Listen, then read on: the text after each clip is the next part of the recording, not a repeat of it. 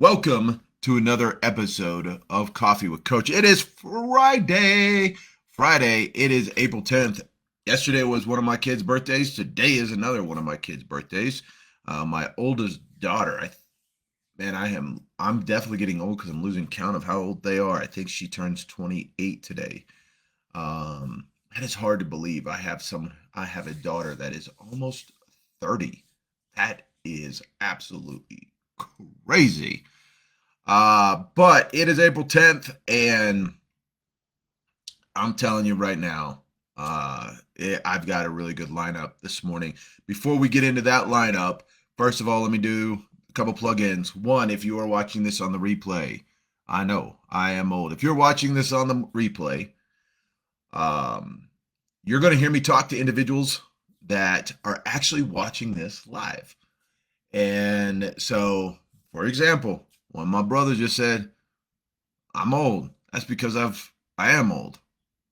But I just didn't want you to think that Coach is losing his mind when you're watching this over on YouTube. Speaking of YouTube, please go and subscribe to our YouTube channel. You know, it's so funny. Before I got into all this, I used to wonder, I'm like, man, it gets annoying when people say, just subscribe, hit the subscribe button, hit the like button, until I got into it and realized that how important it is. It is like I used to work for corporate America, and the job that I used to work in, man, they used to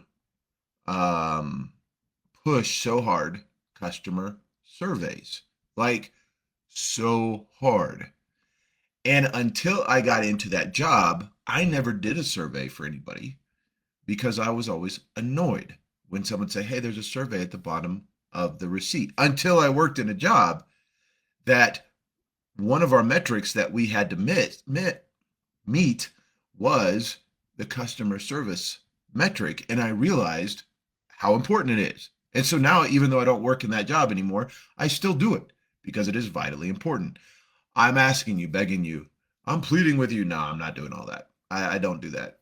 You're either going to follow or you're not. But what I do ask is that you go to all the social medias, you go to Instagram, you go to TikTok, and you go to YouTube, and please subscribe, share, tell other people to please subscribe.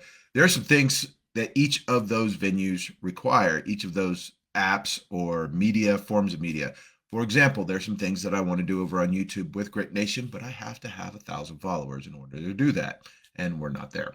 So please go do that. Go share. Go onto the YouTube channel. Find a video you like. Share it to your social media.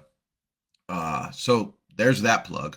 Second of all, we do have the Grit Nation Basic Training Workshop coming up on starting May 4th. You have 5 more days before the registration is closed. 5 more days. Now, what I will tell you is I keep saying you have to have your registration and your book.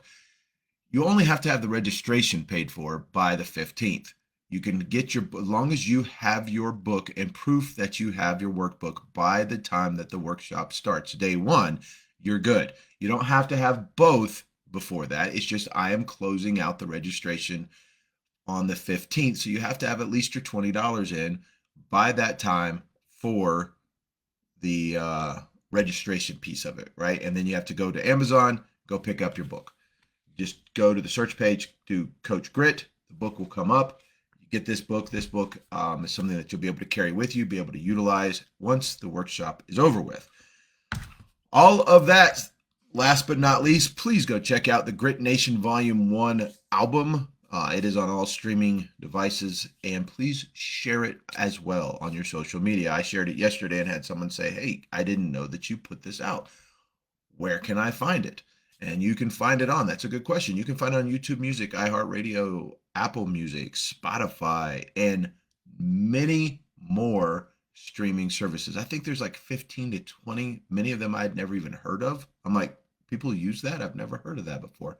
But it's out there on 15 to 20 different ones. What was really interesting is I also have the Photos Taken Someday album, which coexists with my novel, Photos Taken Someday. And it's also on Amazon Music. And Photos Taken Someday soundtrack is on Amazon Music. So when you now go to Amazon and type in Photos Taken Someday and do a search for it, you get the book and the albums up there. I thought that was pretty cool. Let's get started with this episode of Coffee with Coach. I love the universe, how the universe works, how the universe puts messages out there if you're paying attention. The universe is constantly throwing things in our path, and many times that thing in our path we see as obstacles. Why? Because it's the only thing that we're paying attention to. When I was a law enforcement officer, it was funny when one of the things we talked about all the time is the power of observation.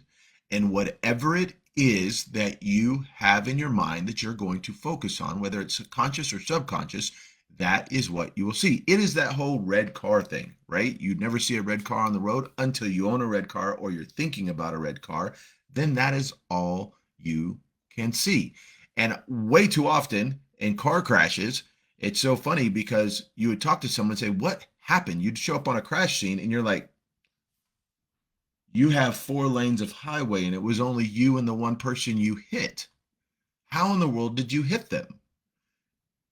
And what we have discovered and what has been discovered by the human consciousness is that if you zero in on something, that is where you will go.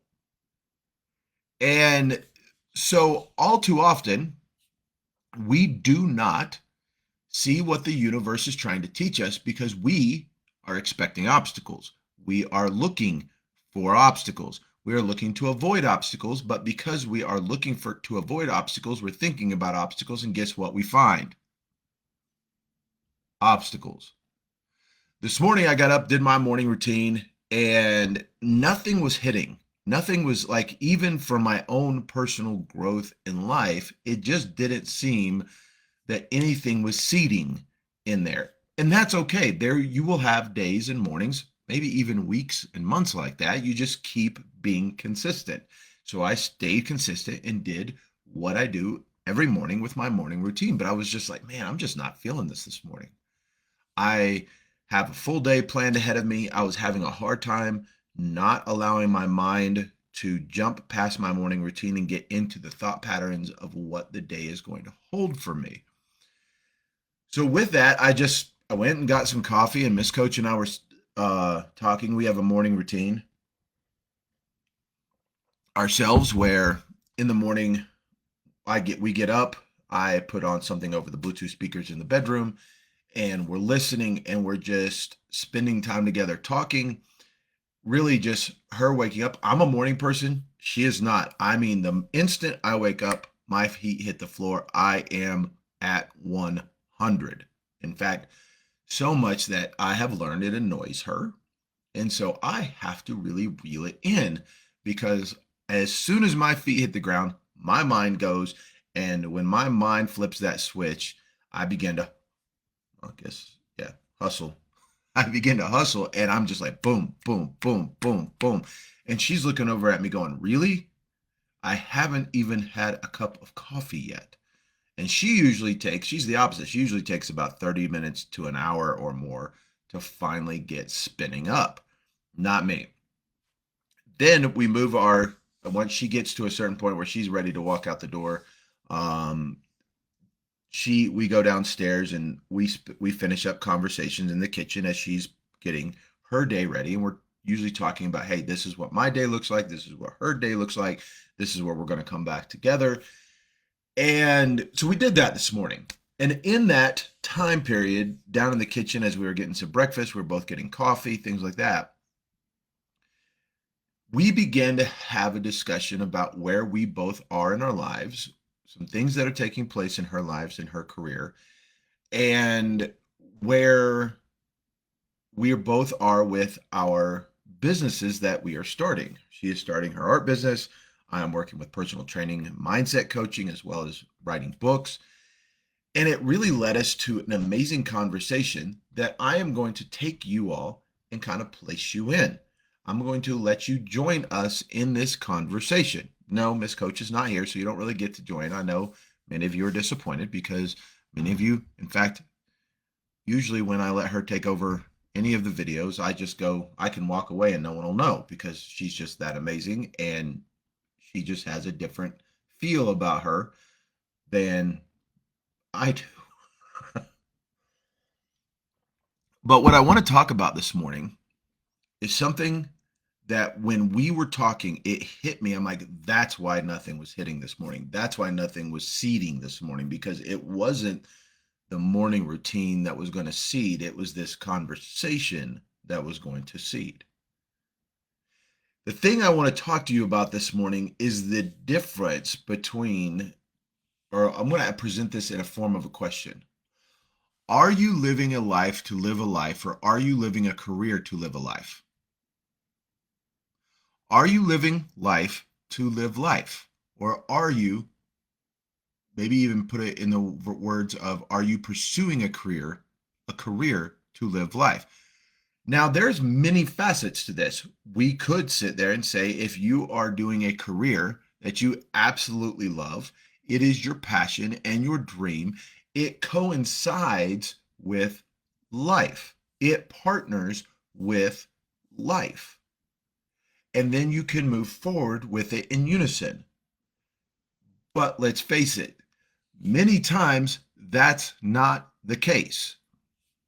What usually happens is we get into a job or we get into a career field. We've done education, we've done all this work, and we feel as if it is where we are supposed to go because I've already invested so much time and money into it that we pursue this career and we are living life for the career instead of living life to live. And we are spending and exhausting all of our energy in a career that really doesn't bring any fulfillment. And then when we go to do life, we have nothing left. When we talk about breaking things down, we talk about that all the time here at Grit. We talk about that in the workshops. How are we going to break that down? We know where we are. Let's say that you're that individual that you say, man, coach, that kind of hit hard. Because now that I think about it, yeah, I'm kind of living every day in order to go do my career, which isn't really fulfilling, but I feel stuck and I feel like I don't have any other options. This is where I am at. And when I get done, there's not really any time for or there's not really time or energy for life.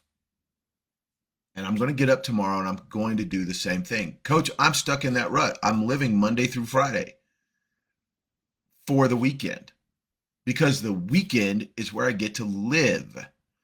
Well, that's not a good balance because you are trading 5 days in for 2 days. And let's be realistic, it's not even 2 full complete days because usually you're spending a good portion of that time recovering from all the effort that you put in for those 5 days that brought no real reward. So the question I would present when digging into it is one, I know where I'm at. I know where I'm at. How did I get here? And do I have to stay here? Why do I feel as if this is not where I should be? And if that's how I feel, then what are the changes that I can do? And if there are hesitations to that change, why the hesitation? What are the obstacles? Kyle says, great question. My career today is what I call the perfect balance. I like what I do every day, but don't love it. I like the work-life balance. It pays the bills and it allows me the freedom to live the life I want. That's amazing. That is not the norm, I dare say, in so much. And where this came from was a conversation that Miss Coach and I were having this morning because Miss Coach, as a teacher, during this time of year has a lot of students who are they're about to graduate and they're looking at what their next step is. And she was explaining how so many students still have this belief system. And I know having, our 6 kids having gone through high school and getting into their adult life, we still have this conversation with them is they there is this sense that you have to know where you're headed at all times. And that's not realistic. Those who have lived an adult life for a while, either A, we have understood it and we have changed that our viewpoint, or B, we're still living in that viewpoint of the only way I'm a success and the only way I'm successful is I know exactly where I'm going. I know exactly how I'm going to get there. And no matter what, I'm going to do it, even if it isn't bringing me reward.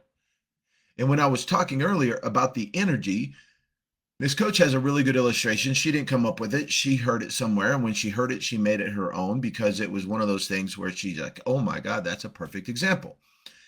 So Miss Coach, having lupus, gets worn out very easily.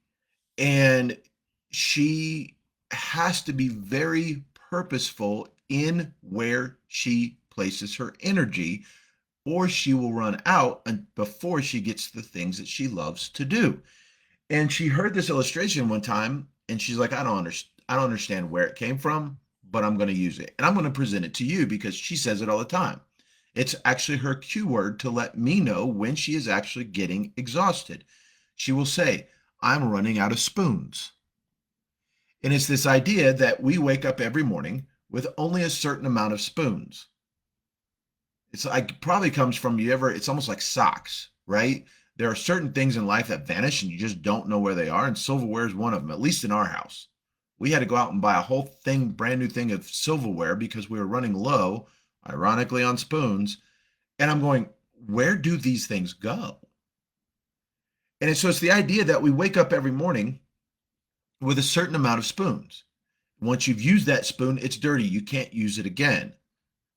And so eventually you run out of spoons. And if you still have a whole bunch of food on the plate to eat and you need a spoon to eat it with, what are you going to do? You have to be more cautious about how you utilize your spoons throughout the day. And is what you're using your spoon on something that actually needs a spoon? Or are you wasting that spoon? And so we have to begin to take a look at this and ask ourselves, how did we get here? And in our conversation this morning, I really think that we had to understand that there is this social mindset that states that you are not successful unless you have a solid career. And in order to get that career and be successful in it and to be recognized in it, you must have a certain level of education. I have throughout my whole life have found it very frustrating when I go to look for a job or I go to apply for a position that I really want and it states must have this of experience. I'm like, cool, got that. And at the very end of it says must have a 4-year degree. I don't have that. Now, maybe that would surprise you all. I will tell you how I've run my life. I don't do school well. I don't have the attention span. I also have a very adverse reaction to having to do a whole bunch of courses and pay a whole bunch of money that has nothing to do with what I want to learn in order to get this much. I have to do this much in order to get this much of the actual idea of what I want to learn. So I've taken a very unconventional way of doing it. If you were to add up all the college hours that I've done, I probably have more college hours. I think the last time I looked, I had almost a master's degree worth of college hour credit. But I don't have a degree. That is because I haven't taken the prerequisites or put it in a format. What I've done is I have gone out there and taken courses and classes of things that interested me and actually spent my time in the knowledge base of what it was that I was looking to do. But society puts a value on a piece of paper. Now, I am not by no means degrading or putting down, devaluing individuals who do go get a degree or have a degree in no form or fashion. But what I will tell you from my point of view is that I get irritated because of my life experience and the things that I've gone through, the things I have learned, the knowledge that I've soaked up, that many times I am considered devalued because I do not have a piece of paper stating that I have a degree in this. Heidi states exactly where I'm headed with this. She says, I have a degree, never used it. Ironically, what I have discovered in my 50 years on this planet is that way too many people have gone in and spent time following the social requirements that says you must have everything planned out. You must find a career to be in order to be successful, in order to make money, in order to pursue your dreams, in order to be something worth valuable. You must take these specific steps, and it is very detailed oriented and plugged in. And you must finish high school, you must go to college, you must get a degree, you must start this, and by the way, you're going to have all this debt, and you will spend the rest of your life in this career because you've invested so much time and money. And at the end of your life, when you're laying on your deathbed, the dreams and the goals and the things that would have fed your soul are all going to be standing around that deathbed going, you never had time for me. You said, yeah, but I did all this for you. Yes, but you never got around to actually doing that which created value in your soul and your heart. And I will tell you, I can't think of, I can name, I probably do not have enough fingers to tell you how many people I know, and I just added to it, how many people I know who've gone and got a degree or numerous degrees, and they don't even work in the field that their degree is in. My mother is one of them. She has a doctorate.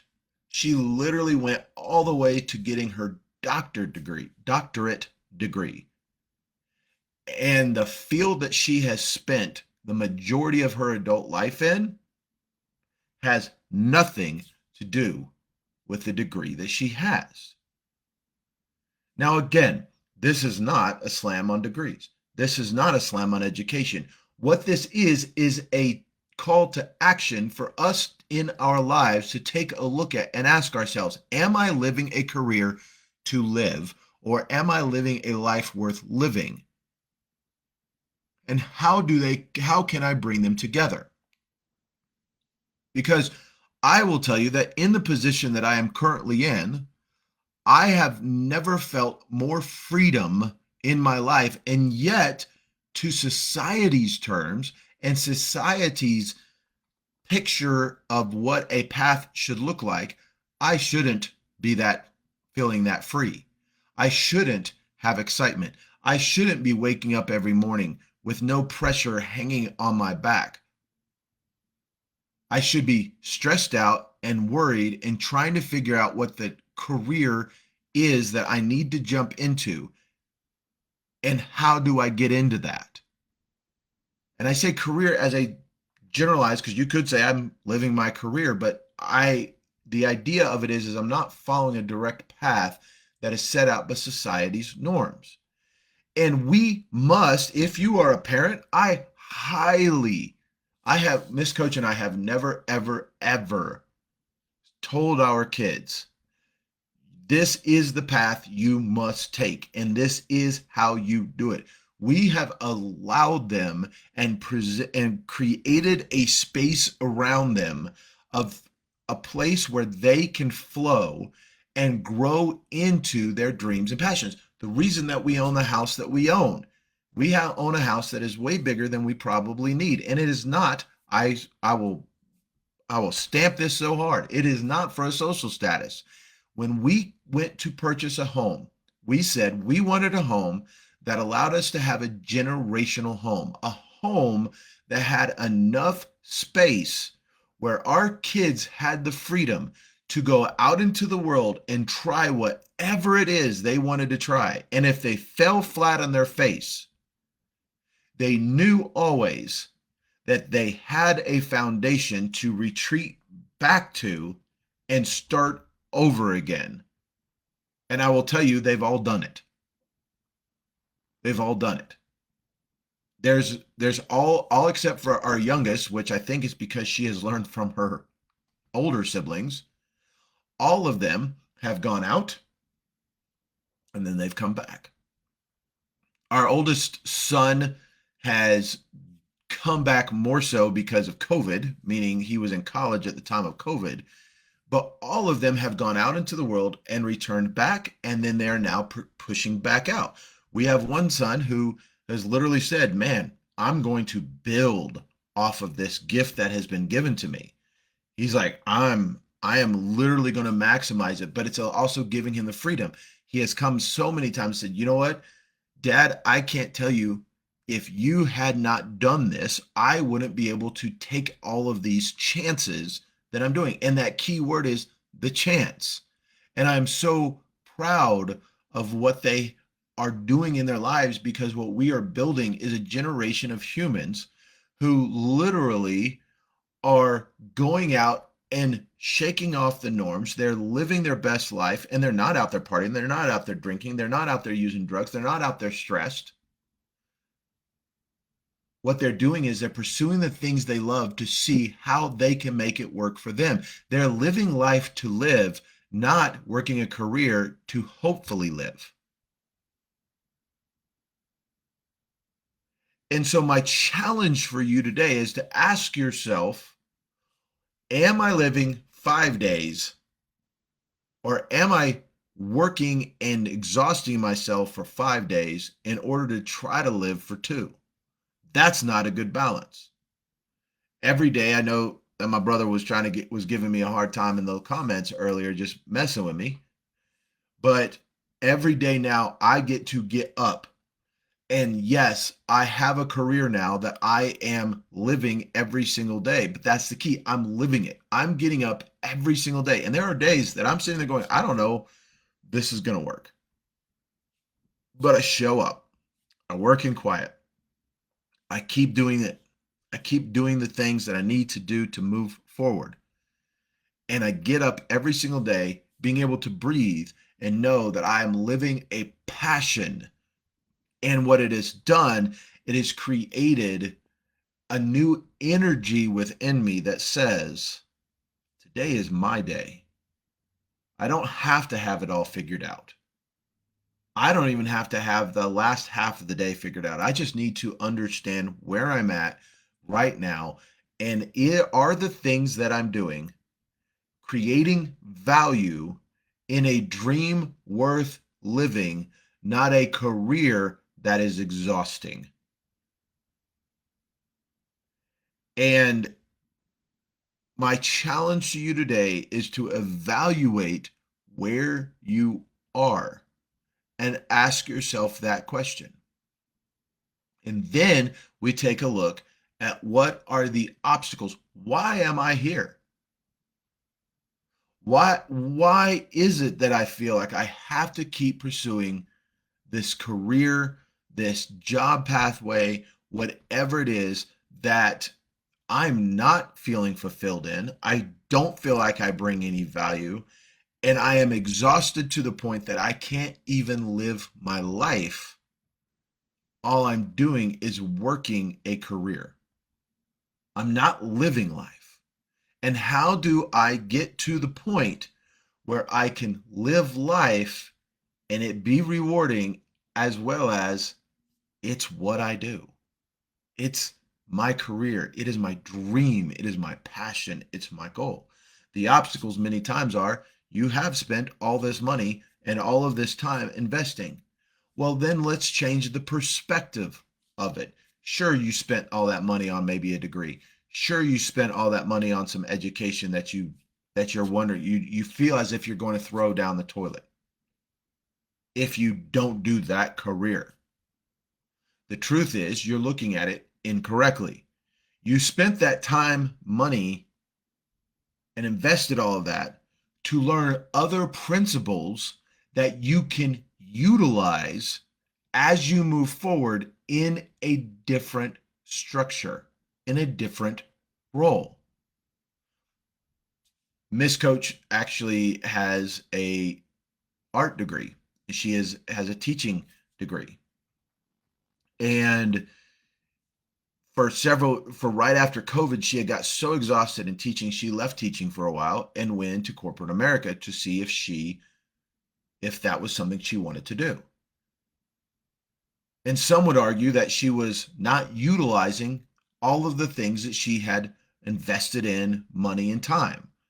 But the truth is that her everything that she had learned in that former career and with her education, she was able to take that into a new role that was 100% not teaching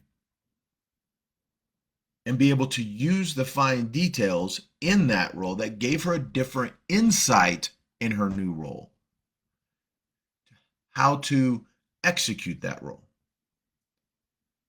It is changing our perspective that yes, I have spent all this time. Yes, I've spent all this energy. Yes, maybe I've spent all these finances in this title of a career. But the truth is, that's not what I spent the money, time invested in. I invested it in life lessons or knowledge that now, if I change my perspective on how I look at it, I can move forward into something else that is more rewarding and fulfilling. Because I will tell you, one of the biggest struggles military veterans have, having spent a whole bunch of years in the military and then coming out into a civilian world and then trying to get a job in the civilian world, is taking the things that they've learned and they've spent all this time, effort, years, sweat, blood, and tears into in the military and going, how does it transition out of the military? When those gates close and I no longer am putting on that uniform and I'm looking to get a different job, how does that transition? And all too often, it is very difficult. I remember the first time getting out of the military. I did a couple of stints in the military. I got out and then went back in. And I remember the first time coming out of the Army infantry and trying to get a job and believing when the recruiter had told me at 19 years old that when you get out of the military, everybody's going to be knocking on your door and wanting you to hire you. And I thought that, man, I had the golden ticket. I thought I just would walk in somewhere and say, yeah, I spent time in the military. And they're like, oh my God, I need to hire you. What I found was not that at all. What I found was them asking, well, what's your resume look like? And so I was like, well, that's easy. So I put a resume together.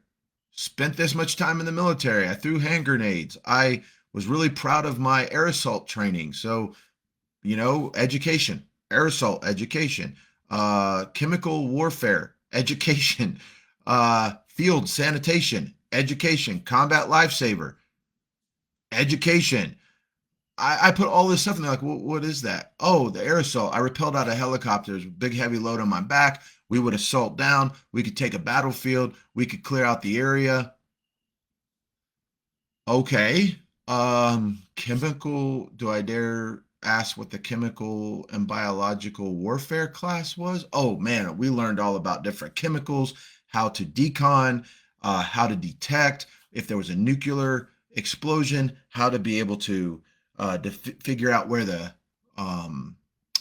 the fallout's going to be, what the distance, what's the rate of how fast they're. Okay, well, sir, we'll be in contact with you. And I didn't understand why I couldn't get a job. What I had to learn was to take those things. So air assault school. How does that play into today?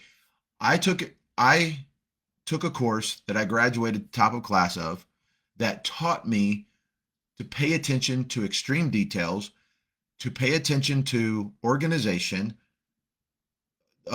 delivery of equipment, the functionality of operations, and leadership, leading a team in operations that dictates, I can't even think off the top of my head what I'm looking for, the ebb and flow of content or shipping and handling.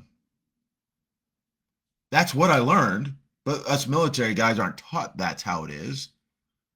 Chemical warfare, chemical and biological warfare. I didn't say I took this class, but then I broke down understanding logistics, understanding attention to detail, analyzing reports and systems, and understanding the final outcome or projecting a final outcome. We had to learn to take the things that we have learned and look at them from a different perspective for the position that it was we were looking to get into when we transitioned from the military to civilian life. So, my friends, today, my point of it is this: you are exhausting yourself, whether it's a career or whether it's something else. You're exhausting yourself in life. You're using up your spoons in life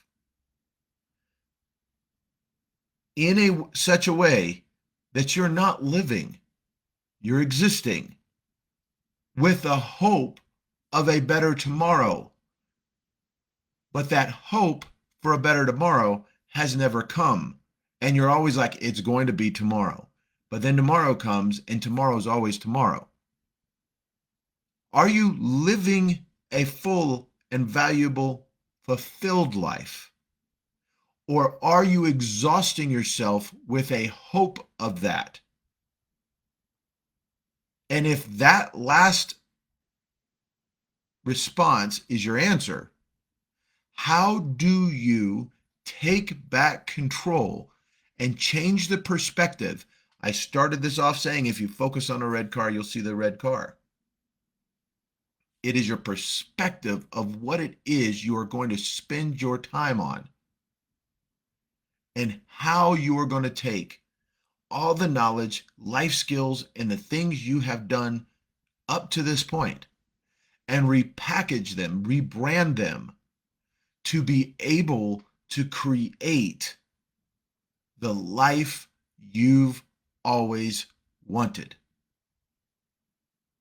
Your response is your responsibility.